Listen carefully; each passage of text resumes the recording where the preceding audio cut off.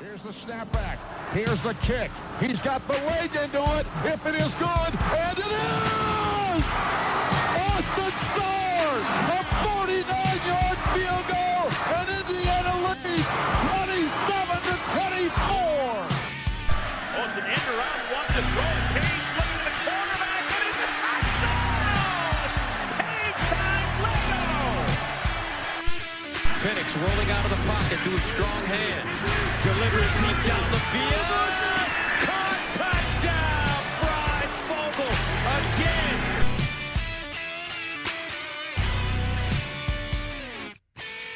Hey, they were number 8 when we beat them. Welcome to the LEO podcast. I'm your host, Michael Bragg, and you can follow me on Twitter at Bragley. That's Braggley. I'm here with my co-host, Brandon. You can find him on Twitter at Brandon Dubich. That's Brandon spelled traditionally. Dubich, D-U-B-I-C-H. What's up, Brando? We are overrated. Love this. For those that have listened long enough, I'm from Pennsylvania, west side of the state. I've hated Penn State my whole fucking life. Not only was this win significant for Indiana, but I definitely have some bragging rights for a while on my family and friend side growing up. So really excited to get into this game. Yeah, me too. So let's talk about what we're going to do here coming up. So when we started dropping these pods publicly, we started with the Wisconsin game. So that was our last regular season game. With plans to do Purdue and then Purdue again, and neither one happened. So we're going to go back and discuss, since we've got a little bit of free time, nothing really going on in the world of college football right now other than Tate Martell going to his 27th school. But what we're going to do is discuss the games one by one from I'm going to call it week 1. It was like week 19 or something for everybody else. But week 1, and then work our way through. So today we get to start with our win over, as I said, they were number 8 in the country, Penn State at the time. We beat them 35-36 in overtime. Let's get into it, man. Let's break the game down. We'll go quarter by quarter. I'll let you get it started. Anything interesting in the first quarter? I think the very first play of the game was interesting, and it really set the tone for his entire year. Tom Allen, and you see it a lot in college football, so it isn't just exclusive to Tom Allen, but Tywone Mullen comes up and makes a big play on special teams right out of the gate. If he misses that tackle or doesn't get it, Penn State might go to the house, and that may set the tone. He tackled them on the around the 40-yard line, and Tom Allen playing the special teams, putting the importance on that early. It didn't matter when we were watching it, but watching it after seeing the season he put together, again, he knows how to do the little things. Both Tywone Mullen and Tom Allen. Yeah, definitely. So in this quarter, there were some pretty interesting things that happened. They went down the field, marched right down the field, no problem, scored. Remember watching this game together, socially distanced, of course. We were kind of freaking out a little bit. Obviously, it was first possession of the game, so we had our chance, and of course, 3 and out, which led to, if I remember right, that was right into that muffed punt, right? Right. No. So again, in the watch through, the only person that was impressive, Monster Matthews made some big stops to stop some big plays. They were just getting about 10 to 15 yards at a time. They go down again. First drive was very scary. Freiermuth on the play action right over the top. But we get a second drive stop. We went 3 and out. It wasn't one of Hayden Whitehead's better punts. And they get the ball around midfield. And that the one that they muffed? Wasn't it that one? No. So that was the third one. That was okay. We went 3 and out 2 times in a row.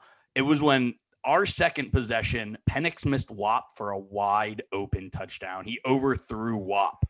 It hit him in the hands. I know which one you're talking about. It was on the sidelines, but it didn't hit him in the hands. Oh no, Penix, you're not talking about the one down the middle. Wasn't that the No, this was down the sideline. Okay. It was he had pressure, threw it off his back foot, but we went 3 and out both times. The second drive was huge. We forced them to go 3 and out. Then we go 3 and out for a third time, and then was Micah not recovering the fumble. Yeah, let's talk about that real quick. So we can debate about whether or not, I mean, they called it on the field as a muffed punt recovered by Indiana, our football.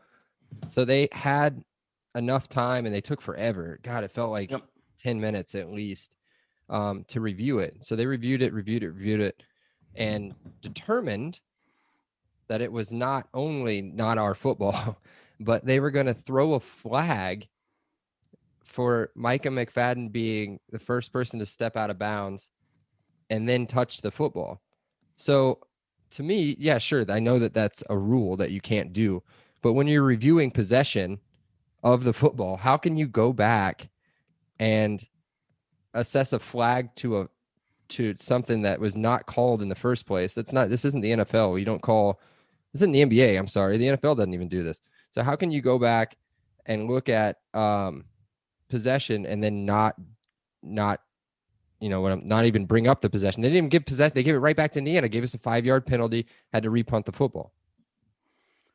Yeah, it was a weird play. I mean, they got it right, in my opinion. He should have grabbed it the first time. Again, the last game we watched, it was Micah getting that blocked kick and him having no idea what to do. Like, watching him try to recover that fumble, I kind of had flashbacks of that blocked kick, because he kind of, again, if he would have just fallen on the ball, but he like slid and tried knocking it back in, and then he tried jumping on it before. It was just, you could tell Micah is a defensive player through and through, and hasn't probably touched the ball in a really long time.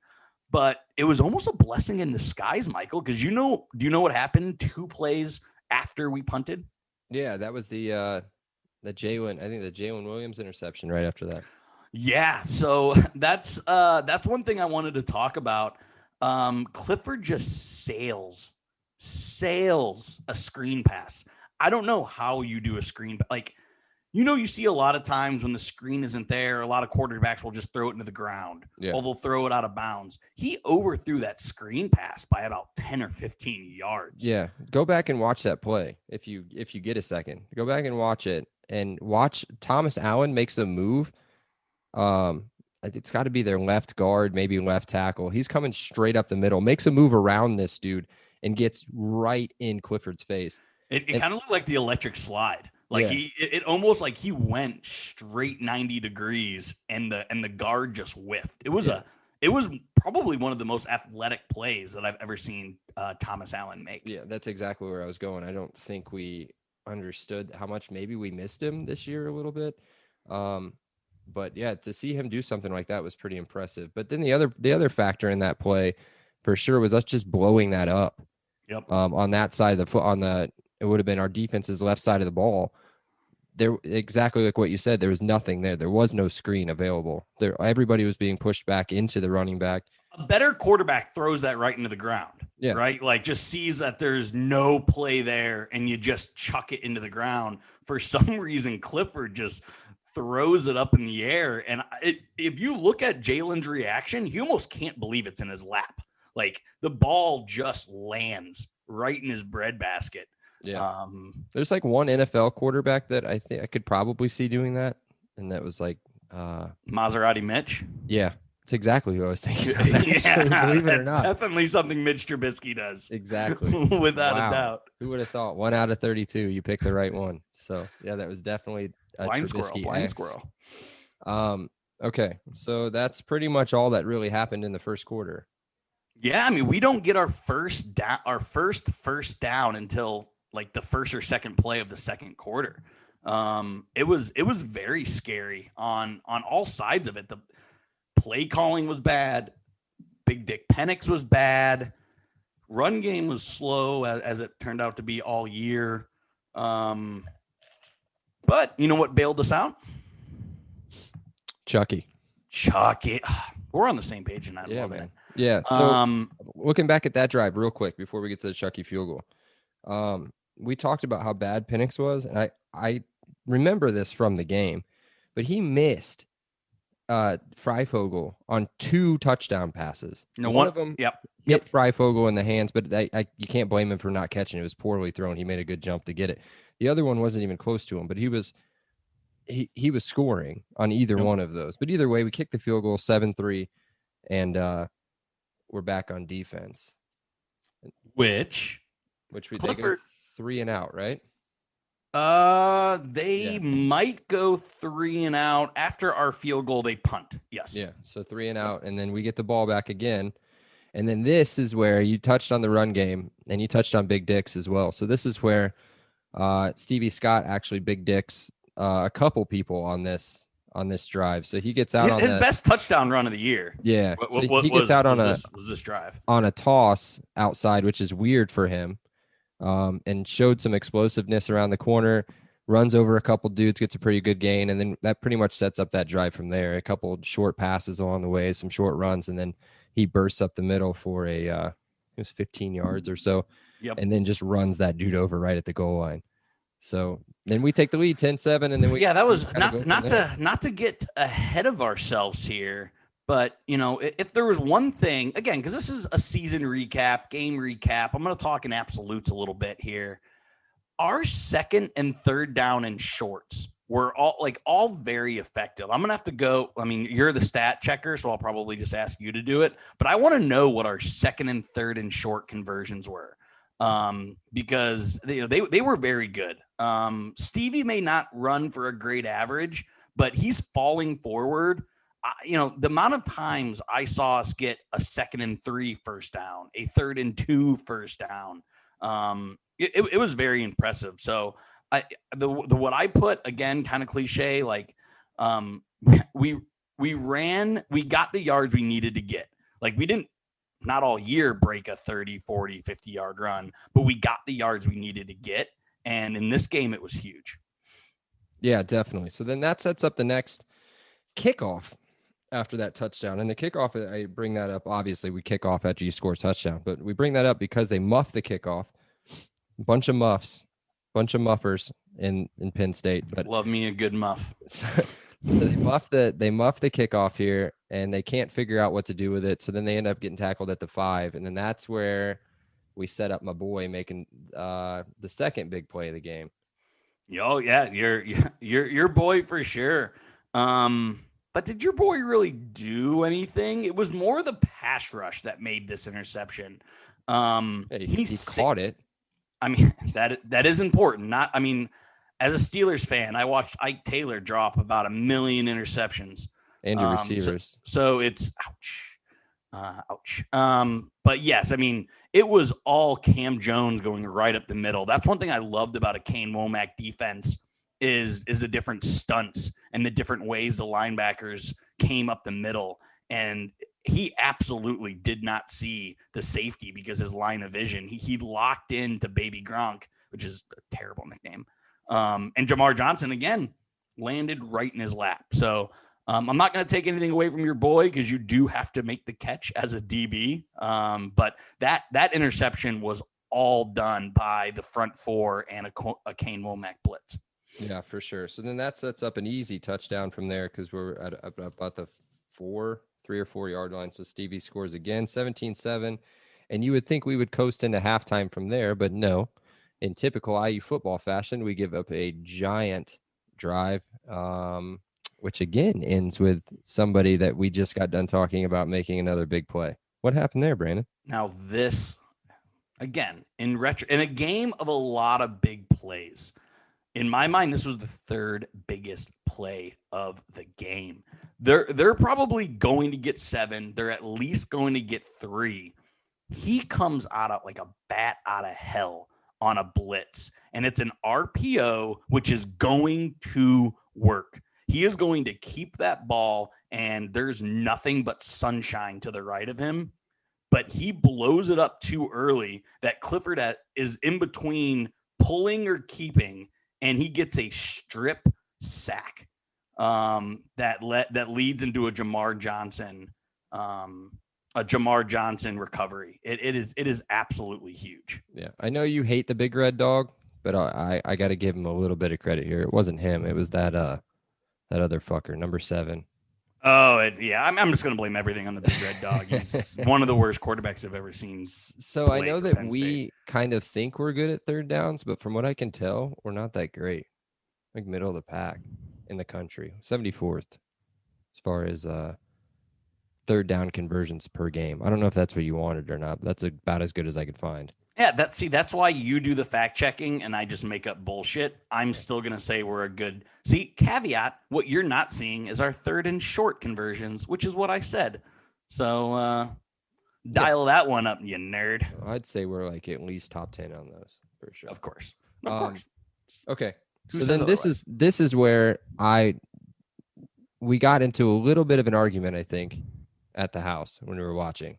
6 feet apart from each other, of course. One of many. Yeah, I yelling did not throw anything at you this time. And we were yelling in different directions so that nothing spread. So I'm screaming, take a knee right here. 22 seconds left or whatever it was when we get the ball back. Take a freaking knee under a minute. And what do? They hand the ball off to Stevie Scott, 3 yards. I'm watching the game again. I watched it twice since the last time. And you can see Tom Allen. He's like, come on. Why are you rushing?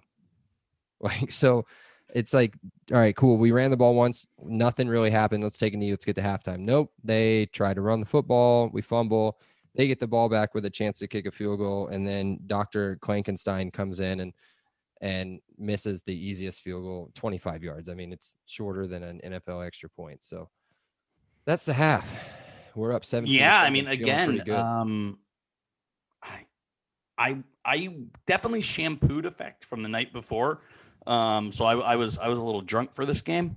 So if I was advocating that it was the right decision to run, I'm an idiot. I have shut up. I have in my notes, why didn't you kneel? Coaching malpractice. Again, that's right out of the Jeff Brom playbook. If we're going to talk about ways to call in-game football. It's so obvious there. It's one of the many malpractices from both sides. I mean, I'm not going to let Franklin off the hook either. He made some absolutely boneheaded decisions in this game. But yeah, no, I mean, if there's one knock on Tom Allen, it's a little bit of his situational awareness, going all the way back to the Gator Bowl. You know, if there's one thing that he just and I think that just comes from not having enough head coach experience, is what I think that comes from. But yeah, no, that could have been so fucking huge, and we dodged a bullet because of what'd you call him, Klankenstein? Dr. Klankenstein. God, I missed his PhD. That's on me. So halftime 17-7. We can talk about the third quarter if you want. The only thing I do. My only thing on the third quarter, so many times we could have put our foot on our throat and put them away.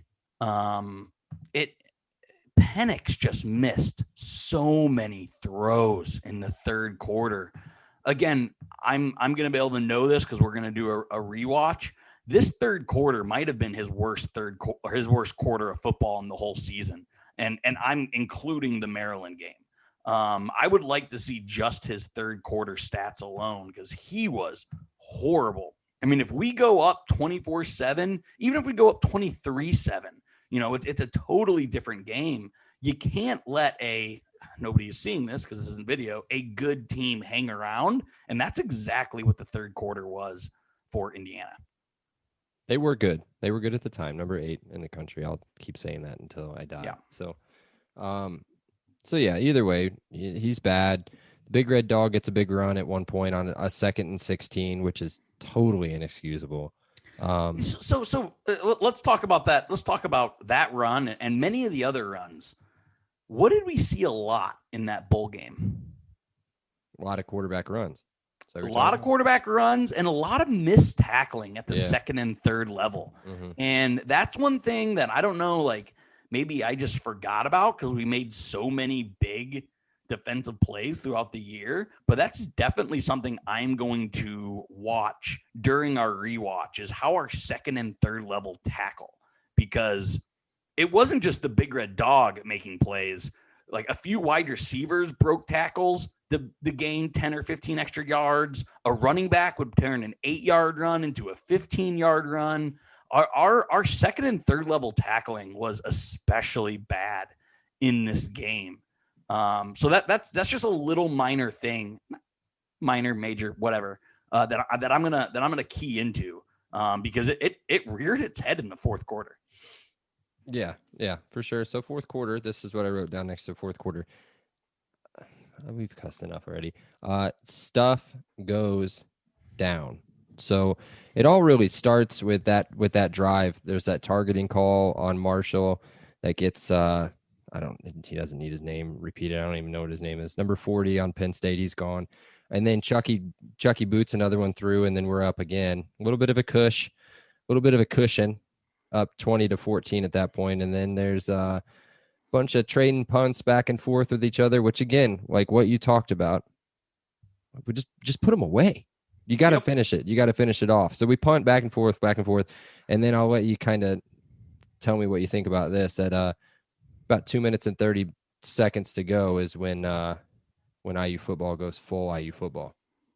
And anyone that's watched this team knew the miscommunication. Was it Jamar Johnson? Was it Jalen Williams? Was it a linebacker that didn't drop enough? I mean, it wasn't Jamar Johnson. I can tell you that much. It was clearly a busted coverage. Well, he was actually he finished being the closest person. They may have just been his closing speed, but he was the closest person to the guy who scored. But that doesn't mean it's fault. I mean, you see that a lot. You see Minkah Fitzpatrick as the last guy. That's just because a playmaker can try to make a play. So yeah, I'm definitely not saying it was his fault.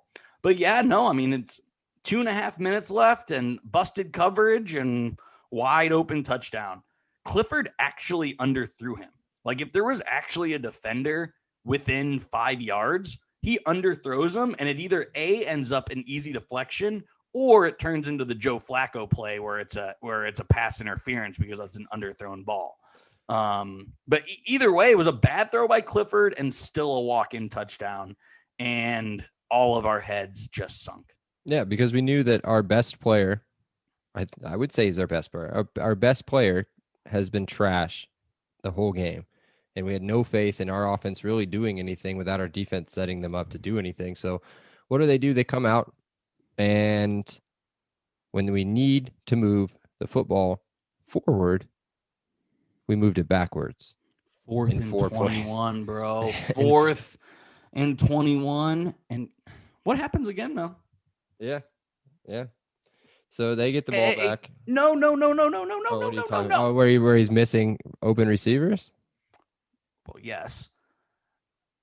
Penn State clearly targets Freifogel. Some guy launches into his head. And I wouldn't make this an emphasis if it wasn't in the broadcast. Both the play-by-play and the color guy, I think it was actually the color guy first, goes, oh, that's targeting. That's a first down. Penn State just gave them a first down. And they're like, and then they rewatch the play, and the play-by-play guy goes, I don't know how they don't call a targeting on that. And there's nothing. And there's absolutely nothing. And again, normally we don't get a announcer, backing, especially against a team against Penn State, right? I don't remember that being such a controversial play, but oh my God, that might be all we're talking about for weeks if this game ends differently, is a very blatant targeting on that Freifogel interception on 4th and 21. Yeah, I'm not gonna do that. I'll let you do that. You can stand there. I'll let you have that one. Of course. I'll let you have it. So it's inexcusable. You just don't do that anyway. So they get the ball back. And Todd Gurley. And Homeboy scores a touchdown, untouched, 14 yards out. And as he's running towards the goal line, is staring over at his sideline like, oh, shoot. And then just kind of like forward momentum's his way in there. But if he didn't do it, your boy B-Fitz was about ready to take his head off from behind. Like he was full on sprinting right into his back. So here's my other Jeff Brom moment of the week, is just kneel the ball. Like, why are you even running? That's true. Like, just kneel the ball. Even I do remember IU had one timeout, and it was like that weird a minute 50 something where if they would have kneeled it 4 times, they would have still probably had to kick a field goal with like 13 seconds left or 10 seconds left, up 4. And then what are the chances IU scores with 10 seconds left on like the 30? Right? It's not going to happen. So again, just epically dumb. Even more dumb than Tom Allen's not kneel was Frank. Even if Franklin, because again, you see him looking at the sideline, you see Clifford motioning go down. So it was clearly communicated, but why even put your player in that position? Like, I don't blame the running back. I 100% blame the coach on even making that an option. Like, and again, knowing a lot of Penn State fans, they hate Franklin. Like, again, we know it's not quite Harbaugh level of disdain, but it's definitely up there. Like, Franklin has almost lost the fan base. Yeah, for sure. Yeah, for sure. So you said stupid. There's gonna be a lot of stupid in the next, like, what is it, 44 seconds or whatever left of the game, or however much is left, like a minute 50. The amount of stupid that happens in a minute 50 in this game is insane. So first off, for the kid, the 28, whatever, I don't even know. He's probably going to be in the NFL in like a year and be an all-pro. I don't even know his name though, but that dude, everybody knows that if you're a gamer and you get that football, you're only thinking one thing anyway. Every single time you're thinking the ball straight forward. You're not going anywhere. Not his fault. It is 0% his fault. Devin Ford. Yeah, Devin Ford. That's who it was. Yeah. What year? Let me look. He's probably a freshman. I think he's a freshman. He's a stud. He's good. Yeah. Sophomore. Sure. So either way, we get the ball back. We're down 8. And our stud shows up finally. Jesus. But his stat line before this: 9-21, 93 yards, and an interception. He's literally thrown for less than 100 yards, under 50% completion. And you and I were feeling pretty confident. I don't know why. But either way, dude goes, I don't know. I don't have his like definite stats in front of me, but there are a couple things that bothered me a lot on this drive. Like, it made me very nervous, knowing the results already, but still watching the game again. The needle point throws between getting his head knocked off and getting the ball in between the defender and the receiver that he made on this drive. Which back foot falling down off balance in traffic throw are you talking about? Because there's about a 3 or 4 of them. Oh yeah. No, the one that really will stand out for you if you go back and rewatch is the Jacoby Hewitt catch around the 10-yard line or so. The 7, I think, is where it's at. I think the Swinton one was nicer, but yes. Well, I think the Hewitt one's nice because it's good. It's on him too, and that dude slices right. I mean, if he misses a half inch to the left, to his left at all, that's no way that ball gets completed. Yeah. The only reason I say the Swinton one is because the Swinton was on 3rd down. Yeah, that was a big play. And Swinton had to, I mean, we're obviously going for it on 4th down, so it isn't like, we have another down, but it was 3rd and 9, and Swinton goes up and grabs it with 2 hands. They don't do this for college, but you see that with NFL, like the percentage of that pass being completed, that had to be an under 20% pass that gets completed. I was so bummed not seeing more of Swinton after what I saw of him on this drive for the rest of the season. Yeah, we saw a little bit of it, but not enough. Yeah. I think we'll see a lot of it next year, but we'll talk about that in a different pod. One of the other things that really caught my attention was at the very beginning of the drive, we got a face mask call when he got just a totally unblocked blitzer coming off the edge. Dude didn't touch him.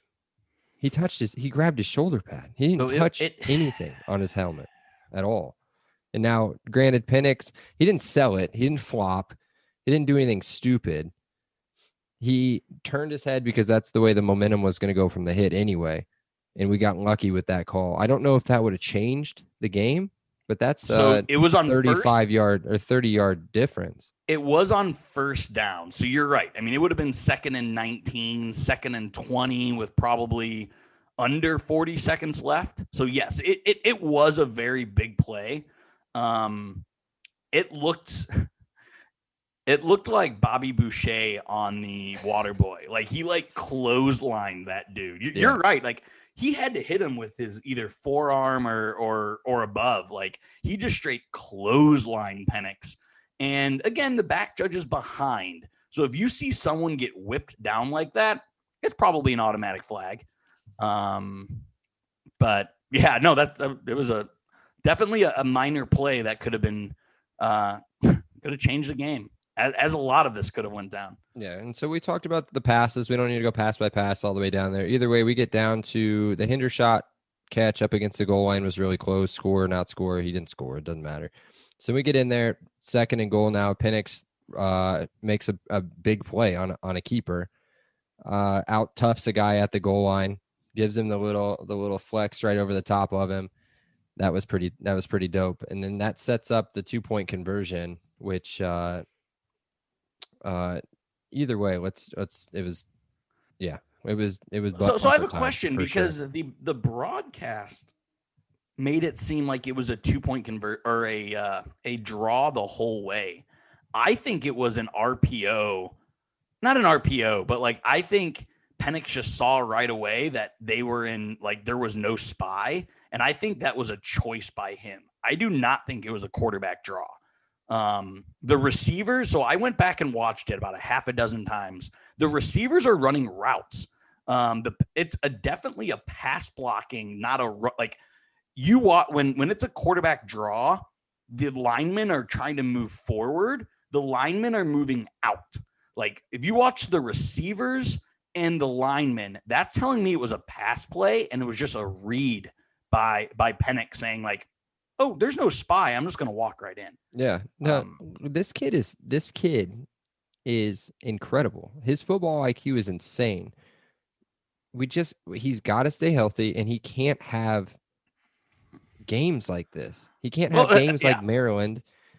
That's games like okay. Penn State, dude. Let's not forgive him for the game he played. Again, he made the plays when he needed to make them. He was a gamer, but this was an atrocious game by Penix. Yeah, let's not get away from that. So let's move on. We're tied. We're going to overtime. No big deal, except for the fact that Jared Smolar decides that he's gonna just I don't even know, not even a squib. Something between a squib and an onside kick while we're just waiting for him to boot it deep. And they give him the ball at the 50-yard line. I'm sorry, our 49-yard line. So they're within 14 yards of a comfortable field goal. Who wants to lose more, Franklin or Tom Allen at this point? Because it's fucking embarrassing, because you could tell he was obviously mad at himself, but he was trying to do something that the coaches told him to do. That was not Allen that told him, though. It wasn't Tom Allen, but again, heavy lies the crown. You're a product of your coaching staff. Just kick the fucking ball deep. If you're scared of a run back, then that says more about you than it does anything else. Kick the ball deep, man. Again, it wasn't as bad as Franklin's not kneel, but oh my God, it was a tough game to watch if you're not a fan of either one of these teams, because there was an epic amount of stupidity. Definitely. So then they sit there and they scare the shit out of us when the big red dog runs for 9 yards on first down and they're out to the 40. For us, that's a comfortable field goal with our field goal kickers. Chucky 57 yards. cooks. But so they bring on this weird specialist guy of theirs or something, and not their normal field goal kicker who had missed 2 field goals already. Dr. Klankenstein. So they bring out this other guy, and I just sent our producer a picture of what you and I were doing at the time, basically praying over each other while not praying, but that's a different We were podcast. not socially distancing at No. that point because we were about a half a dozen shots deep. Praying or kissing? Well, that was after the miss. I may have gotten a little peck on the cheek. Because he missed it, but my God, it took until that ball hit the ground that we knew that he actually missed the field goal. So that finally, that angle that they had from behind the field post, it looked good. Yeah, I mean, it looked good the whole way. We were both standing behind your couch, and I did like a full bend over. Like I didn't even actually see it land. Like I just thought it was in. I thought it was just like, it's over. Penn State or IU has IU'd again somehow, and incredibly, it did not happen. I'm not sure this podcast exists. Granted, we've been talking about it for quite a while. Yeah. I'm not sure that this exists if that field goal goes in, not because I would have done anything to myself. I just don't know if I could have, like, I don't know. Again, all 36 listeners that we have here. It took all the way until the Wisconsin game for us to be like, oh, people will listen. Like IU is relevant enough to listen. So this game was certainly the springboard. Yeah, for sure. There's no doubt. There's no doubt about that. So overtime, I don't care to talk about their drive. Whatever. Easy. They score 35-28. Our ball, again, everything's cake until we get down to the 8. We got second and goal on the 8. We have an incomplete pass or a complete pass, which might as well horrible play calling. Terrible. We do a halfback dive at the 9 to get us 1 yard. And then we do, again, I gave Sheridan big credit for this season because I think he called a great season. But this set of plays was horrible. Halfback dive, halfback swing, and then a back shoulder into the end zone. Michael, like all 3 of those are low percentage plays.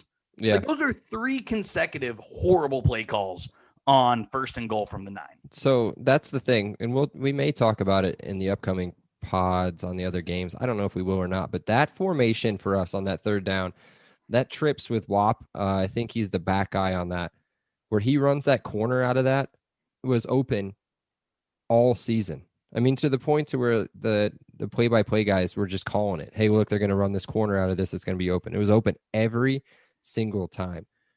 Beautiful ball, perfectly placed. Good catch. Not great. Good catch. 1 foot in, touchdown. And then that's it, man. We're not going to settle for a second overtime. We just go for it. We don't need to talk about it, do we? He scored. That's it. We got a 2-point conversion. We win the game. It's over. Don't listen to the radio call. The radio call is depressing.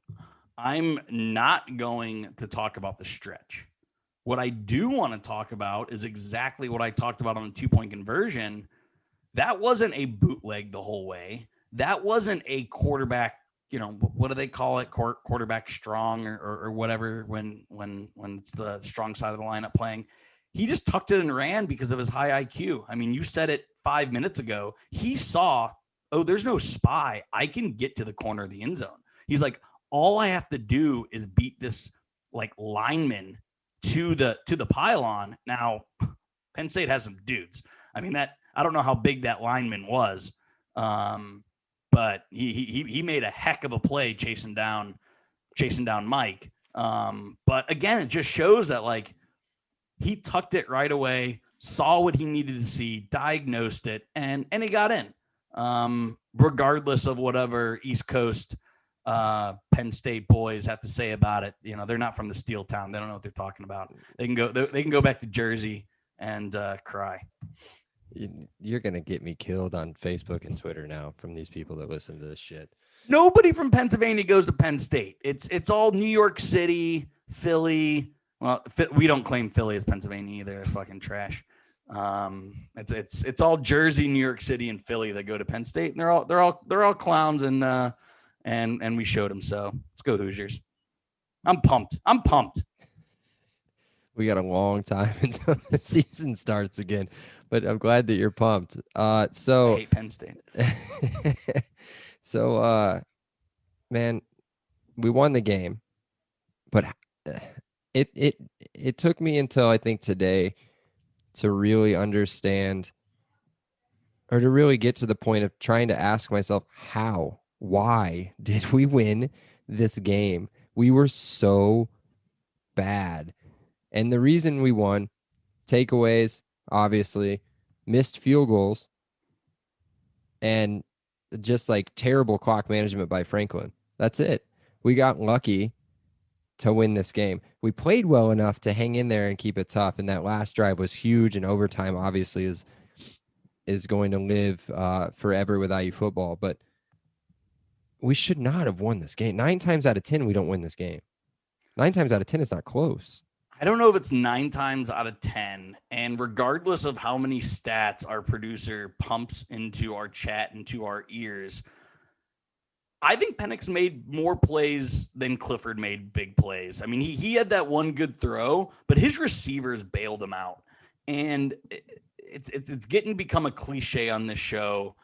If you have the better defense and you have the better quarterback, you're going to win games. Yeah. That's just like football isn't hard. Have the better quarterback, have the better defense, and you're going to win a lot of football games. And it was this game, and it was the whole season. And a lot of this game, again, you can talk about the luck and you can talk about a lot of the things that had to go our way. But in my rewatch of this game, that was the two things that stood out to me. Definitely. So speaking of standing out, transition. What were some major moments, big plays? What made this game for Indiana? If you want to give me like 2 to 3 of them. Yeah, so I'm gonna stay away from the 2 Penix plays because they're fucking obvious, right? I'm gonna say the forced fumble by Jamar Johnson going to end the first half was probably the most significant. That's a 4-point swing. I mean, or a 7-point swing because they missed the field goal at the end of half. And then again, I know you kept that Hewitt grab, Hewitt and Swinton. Just 2 guys that we going into the season didn't know if we could rely on. So the Jamar Johnson forced fumble and then those 2 grabs on that possession were just absolutely huge. Yeah. Yep. You took both of the 2 that I actually had written down, even though I told us both to write like 4 or 5 of them. So, but I'll just come up with the other 2 that I wrote down today. The 4th and 1. Where we stopped them in the 4th quarter. There was about 5 minutes to go. They had the ball on our 25-yard line. 25-yard line. They're down 7 points with 4th down stop. 5 minutes to go. We haven't done anything offensively for 2 quarters at that point. So again, poor coaching, but big time play. And 4th and 1. They were going to go for the win right there. We stop them, get the ball back, and punt. But it is what it is. The other big play, I think, was there was a Hendershot catch in the second quarter on that first touchdown drive of ours. Hendershot made a catch on 2nd and 9, I want to say, or 2nd and 10, made a big play. And I think he made a statement in that game that didn't hold up the rest of the year for him, which we can talk about Hendershot's disappointment in a different pod. But how many games did he almost cost us, Michael? At least 2. He almost cost us this game, didn't he? That's the first game. And then there was a game later in the season too. But yeah, no, I mean, it's 3rd down and 9. He wide open over the middle. We didn't touch on it. But yeah, I mean, Hendershot clearly had a disappointing year. We've talked about it on other pods. I don't know. Yeah, no, it's that 4th down stop was huge. Again, this is turning into a Chucky Campbell appreciation pod. But him able to outkick, like again, the little things, I talked about it at the start of this podcast on special teams. He goes 2 for 2 kicking field goals, 2 for 2 extra points, and we needed every single one of them. So Absolutely. So let's talk about our players of the game, and then we'll get ready to wrap up this one here real quick. Yep. I'll let you start on offense. Who's your player of the game? Good luck. What a transition. What a transition. Again, I'm saying Chuck Campbell. Again, he scored 8 points. I'm not going to take the layup. I'm going to let you have it because people can just get used to me talking about this guy. I said he was an NFL kicker on the last pod. He's so reliable. So he's my offensive player. Is it his hair? Do you just love his hair so much that is that where you need to talk about him all the time? Got great flow. Very jealous. I love Charles Campbell. So my offensive player of the game is actually Stevie Scott. His average per game, his average rush, not great, under 3. But the dude, he made big plays in that second quarter. The big 15-yard run, I think that's what set the tone for us. We took this game, pretty much dominated this thing. Pretty much the whole first half outside of that first drive. And I think he really set the tone there. And then on defense, I'm going to go first so you don't steal him again. Actually, let's do this. I'm going to say our corners in general, our entire defensive backfield is my player of the game. Reason being, Clifford threw for 238, but he didn't have anything impressive outside of that one throw where he did get behind on. He was scrambling in that, so there had to have been some sort of miscommunication there. But the plays that were made. I agree with you. Reese and Taiwan are great, but it's absolutely a crime that you didn't take Jamar Johnson. Just say Jamar Johnson. Everyone knows you love him. Just say it. It's just like a broken record at this point. So yeah, I'll just take Jamar Johnson. Give me Jamar Johnson. Of course, it's Jamar Johnson. I'm going to take our leading tackler, our guy that, again, while he plays at the second level, he often plays in the backfield. Micah McFadden, leading tackler, just made a lot of little plays throughout the game that were so huge. Cam Jones had a really, really good game. I've been hard on him over the last couple pods, but he was significant in this game. So I think our linebacker play was just one of the, again, we will see in the rewatches, but hard to get better linebacker play than we had in this game. You wouldn't know it by the score line. But yeah, I agree. Man, they ran. Dude, I'm looking at the stats now for Clifford just to see if I could back any of that up. The running backs were not great. 3.9 yards. No. Evan Ford, yeah, 3.9. 3.9 a carry, 3.5 a carry. But Clifford, man. He had 2 big runs. And our secondary missed tackles. It's fine. All right. So before we move on to what we're going to call our end of our game reviews, which are going to have the significance of the win. We're going to skip our segment that you brought up last week, Brandon's questions.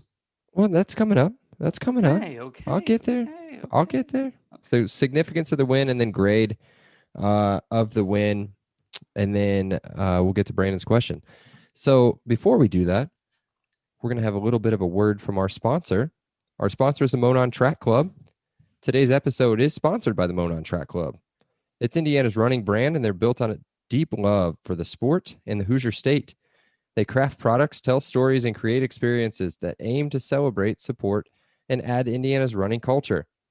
Check out their shirts, hoodies, stickers, hats, whatever you need to run or just swag out when you're just walking down Broad Ripple Avenue or walking around your hood in Noblesville with your MTC gear on. Check it out. It's owned by an IU alumni, so support a small business. And as a thank you to all of our listeners, MTC is offering their customers, our listeners, 10% off their purchase. To learn more, check out monontrackclub.com and use the code LEO10. That's LEO10, LEO10 at checkout. Check out the link in the show notes. Now, tell me how significant this win was for the Hoosiers. Monkey off back. Again, we've been so close. We were close against Penn State. I'm not going to go through all the games. We've been close. That was the significance that we could actually do it. That, for me, that was everything. As a fan, I can't imagine what it was for a coach or a player. Monkey off back was the significance for me in this game. Program changer. That's significant. Program changer. That's definition it. of. I'm tired of hearing, oh man, Tom Allen's turning this program around. They got to the Gator Bowl last year. What happened to the Gator Bowl last year? They lost. Good. Don't, dude. I'll shut it off. So, I'm tired of losing. I'm tired of it, exactly like what you said, the last second wins. This is the biggest win, I think, at the time. Again, number 8 in the country at the time. This was the biggest win in my lifetime, as far as I understand. From what I remember, I'm not going to say at Oregon or at Missouri was a bigger win than this. This is it. This is Penn State top 10. Only one I remember. So that's what I'm going to say, a program changer, because that carried the momentum through the rest of the season for sure. Gave the guys enough confidence to get through those road games and deal with the conditions. Huge. And yeah. And also, so because I always have to have the last word at every segment. How many times could you say we have better players than Penn State? We don't recruit at the level Penn State does, and we will never recruit at the level Penn State does. We had better players on both sides of the ball at almost every level. That was another significant thing. We had a better quarterback, we had better linebackers, we had better corners. Now I think their skill position players were better than ours. And obviously, like, Penn State's going to have better players than us, but we had, it wasn't because their players were bad. We had better players than them at significant positions. That was also the thing that stood out to me in this game. Yeah, I totally agree. And as I said, I think the last time we had better players than them was maybe 2013. And I want to say they were coming off of some messed up self-imposed suspension or something. I mean, outside of Allen Robinson, IU had better players all the way around with Tico and Sudfeld. Is Allen Robinson going to the Colts? I wish. We need a quarterback too. No, you should get Juju. You should bring TikTok to Indy. We don't need 2 scat little baby wide receivers. God, Juju would love it. I would love to be like downtown on Mass Ave and just seeing fucking Juju doing his TikToks by the Indy sign. Yeah, that'd be fucking great. What's your grade? I don't want to talk about Juju anymore. What's your grade for this one? Overall, I'm doing offense, defense, and special teams because I like things complicated. Offense, I'm giving it a D. Defense, B+. Special teams, A+. Overall, I'm giving this a C- or a C+ overall. We played above average. Like you said, we win this game 1 out of 10 times. I disagree. I think we win probably 3 or 4 out of 10, but we played just okay. We played fine, and we won a game against, at the time, number 8 in the country. Our special teams, again, Hayden Whitehead, Chucky, some of the plays we made, to limit their returns. This was led by special teams and defense, and I can't wait to see where this shakes out throughout the year. But yeah, a D on offense, despite scoring, 36 points. I'm giving the whole thing. I'm not going to break it down. C-. The only reason it's a C- is because we won the game. We lose the game. We're not that far off. I gave C+. You gave C-. I mean, we're not that far off. Yeah, we lose that game. It's a fat F, dude. Big fat F. Because we had that game. As I said, if you watch that game, that second quarter turned everything around and we were dominating. Even if they were going to go down and score and go up 14-17, I had no doubt in my mind that we couldn't move that ball on them. And then, of course, the third quarter comes around. We can't do anything, nothing. And then we had, we don't need to go back through the game again, but a C- for me for the win, and A+. This is going to sound so cheesy, man, but like an A+ for the heart of the team. That is cheesy as fuck. Yeah, I'm going to give it that, man, because they just don't quit. They don't quit. They don't I was going to say to quote your boy, your coach, but to quote our coach, he says the same thing. We didn't blink. We just kept going. And we kept loving each other, bro. So tell me about what are these questions? Let's go to Brandon's. Yeah, so I have one significant one, but you brought up Mike Tomlin. So to go back to the significance of the win, what does Mike Tomlin always say? The standard's a standard. And now IU has a new standard. Splash. And that's what the significance was we can beat a top 10 team in the country and at the time. So, we have a new standard at IU football. Enough Mike Tomlinisms. So my question for you, Michael, I have one. This is the major one. I have kind of another funny question, but my other one is, how many coaches in the Big Ten East would you take over James Franklin? Is it all of them? No. Or is it? No. So I take Greg Schiano over him. No. Absolutely. Let's go through them. Dude in Maryland. No. I'd take Loxley over. Have you seen the way he's been recruiting at Maryland? Could you imagine if Loxley was at Penn State? I'd take Loxley over Franklin. He's done more with what he's had at Maryland than what James Franklin's had at Penn State. My list is shorter of who I would take than who I wouldn't take. I'm not taking Harbaugh. I'm definitely taking Harbaugh over. I would take Day over him. I would take Allen over him. I would take, who else is even in our conference or in our division? It's not the dude at Michigan State. Too early to tell on that one. That's it. He's the only one I would take. Thank you, producer Handa McCock. Mel Tucker. Yeah, I would take James Franklin over Mel Tucker, and I think that's Shirt it. Tucker. But yeah, no, James Franklin is horrible, and everyone's saying can't wait for Harbaugh to be here another 6 years.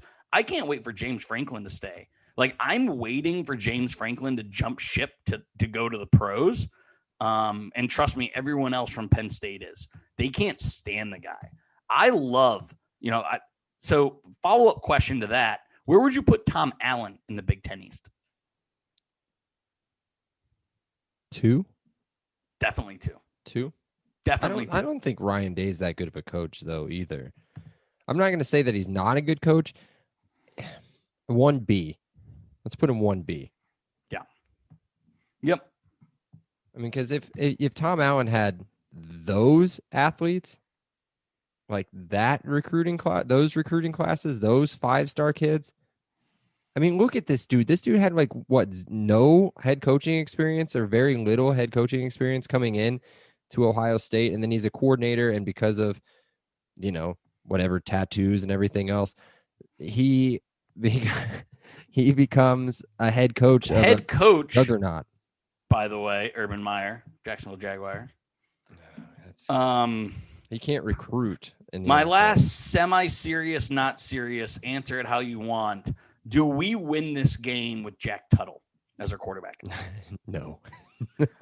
No. Well, you know what's funny? Watching this game, Penix was so bad. Yeah. Like we saw Tuttle against Wisconsin. We saw Tuttle against Ole Miss.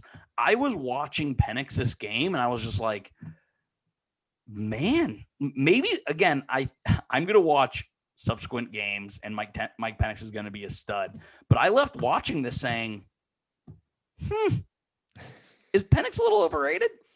We're not going to answer that. Don't even answer that. No. But do you think, again, the question is, could we have won this game with Jack Tuttle? Yes, maybe, no. Awesome. Yes, maybe, Awesome. no. Yes, maybe, no. Good old Tuttle time. Yeah, no, it was really fun. Again, this win was unbelievable. I'll watch this. This was the 4th time I've watched this now. I'm probably going to watch it another handful of times before next season. It's just such a fun game. Definitely. We have a not fun game, not so fun game. Maybe it's a fun game. It was fine. We won. It was easy, but This will be our longest podcast. Our next week might be our shortest podcast. probably. We've been on there. Yeah, we've been on there pretty long, haven't we? This is going to go hour 20. You're welcome. So we've got Rutgers next at Rutgers. That was a Halloween game. We'll talk about the win at Rutgers next. Brandon?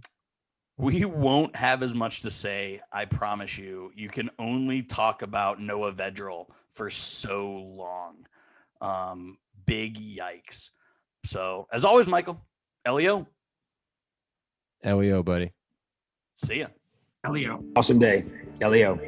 Thank you so much, Rick. I appreciate that. Elio. All right, great. Elio. Appreciate you guys. Elio.